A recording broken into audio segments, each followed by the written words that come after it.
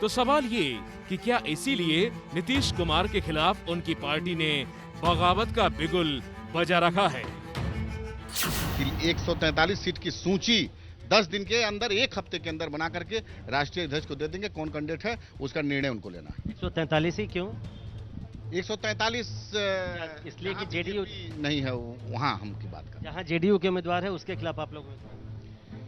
देखिए, हम वही लोग कहते हैं कि उनका गठबंधन उनसे है, तो हमारा जिससे गठबंधन है उससे हम उसकी बात करते हैं।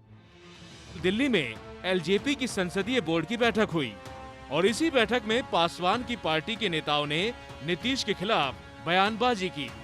बातें बैठक से बाहर निकली तो नीतीश की पार्टी ने ये भी कह दिया कि एलजेपी से हमारा रिश्ता ही नहीं है।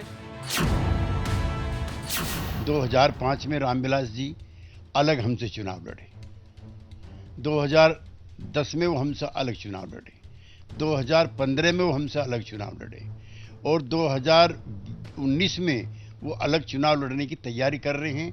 तो बिहार एनडीए के वो हिस्सा हैं, ऐसा कभी भी जेडीयू बीजेपी के बीच में कोई इस तरह का दस्तावेज मौजूद नहीं है।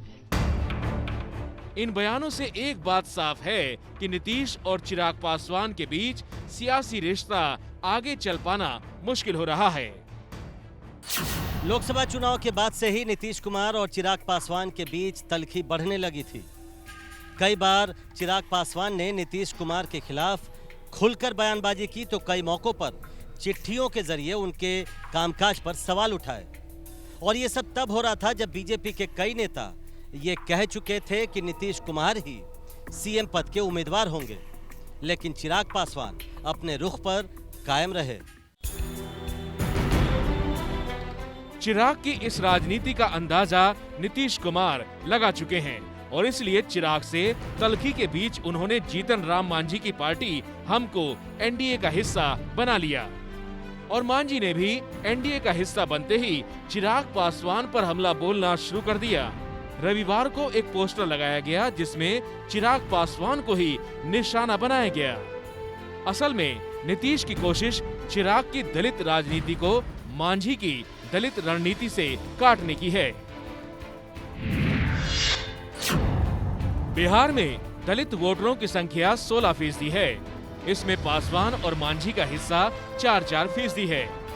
बाकी दलित जातियां करीब 8% के आसपास हैं।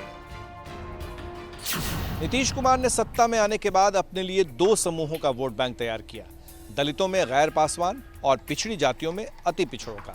पासवान वोटरों पर रामविलास पासवान पार्टी की पकड़ है, लेकिन बाकी दलितों पर नीतीश की पकड़ मानी जाती है। चाहे 2005 की जीत हो या 2010 की, पासवान कभी भी नीतीश के साथ नहीं रहे। शायद इसीलिए नीतीश कैंप पासवान को इस बार भी भाव देने को तैयार नहीं है। नीतीश की पार्टी कहती है कि दलितों में पैदा होकर ही कोई दलितों का नेता हो सकता है। जेडीयू के हिसाब से नीतीश ही दलितों के असली नेता हैं। कि अगर कोई ये कहे कि मेरा दलितों पर मोनोपोली है, ये संभव नहीं है कि सिर्फ दलित में पैदा होकर के आप दलित के नेता हो सकते हैं। हम तो दलित हैं, लेकिन मैं ये कहता हूं कि दलित में पैदा होकर के ही सिर्फ कोई दलित का नेता नहीं हो सकता है। जो दलित के लिए काम करेगा वही दलित का नेता होगा और नीतीश कुमार ने ये 15 वर्ष के अपने कार्यकाल में ये स्थापित किया है।